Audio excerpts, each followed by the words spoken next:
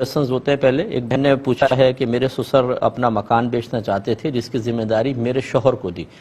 एक पार्टी आई, सौदा तय हुआ, बयाना ले लिया, 3 महीने का टाइम दिया, लेकिन वो पार्टी 3 महीने में पैसा ना दे सकी, सौदा कैंसिल हो गया, हमने बयाना जब्त कर लिया।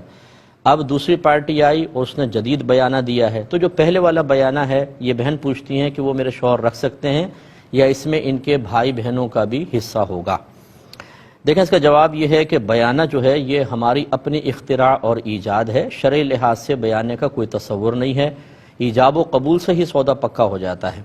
और बयाना जिसको हम एक एडवांस भी कहते हैं या पहली मतलब थोड़ा सा टोकन मनी दे देते हैं, ये अगर सौदा कैंसिल हो जाए तो उसी का है जिसने बयाना दिया था। लिहाजा इसको जब्त कर लेना जुल्म, नाजायज़ और गुनाह है, और ये गुनाह हमारे मुआशरे में काफ़ी आम हो चुका है, इसको ख़त्म करना चाहिए। लिहाजा आप ये कहाँ ये सोच रहे हैं कि हम रखें या भाई बहनों में तकसीम करें, ये तो रखना ही आप लोगों का गुनाह था, रखने की नीयत करना गुनाह है, उस पार्टी को वापस करना वाजिब है। अगरचे बाज़ उलमा इसके जवाज़ का फतवा देते हैं कि जी इतने अरसे उसने पार्टी ने रोक कर रखा, उस नुकसान के तदारुक में हम बयाना रख सकते हैं। लेकिन मैं ये सवाल करता हूँ कि अगर आपने एक ज़मीन 50 लाख की बेची और 2 लाख रुपये फ़र्ज़ कर लें आपने बयाना ले लिया और उस पार्टी ने भी पैसे नहीं दिए थे, उस ज़मीन की कीमत 60 लाख हो गई, अब वो सौदा कैंसिल करता है। अब अगर आप ये 2 लाख वापस करते हैं, बताएं आपको क्या नुकसान है?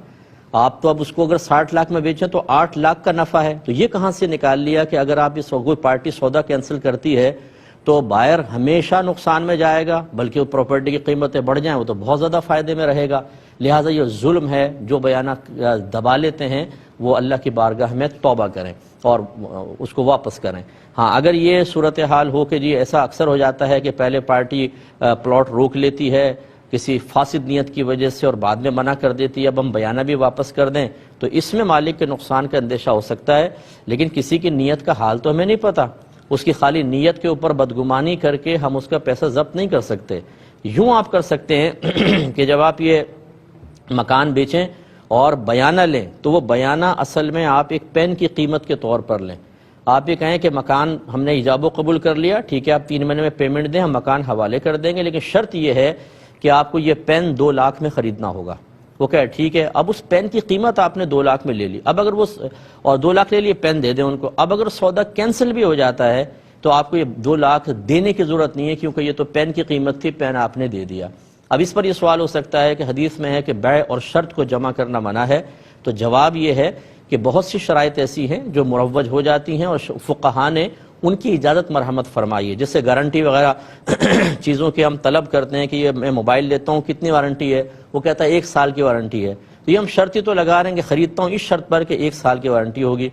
तो जो मुआशरे में इस तरह राइज हो या ऐसी शराइत जिनको उलमा इजाज़त दें, मुफ्तियान किराम, और वो इस वजह से इजाज़त दें कि अगर वो शर्त ना लगाई जाए, वो कंडीशन ना लगाई जाए तो सामने वाले की तरफ से धोखे का अंदेशा है और फ्रॉड और बहुत ज़्यादा तकलीफ देने का, ज़रर का अंदेशा है, उसकी इजाज़त हो सकती है। तो यूं कर ले ज़्यादा बेहतर है। लेकिन जो अभी आप बहन ने पूछा वो बयाना ज़ब्त नहीं किया जा सकता।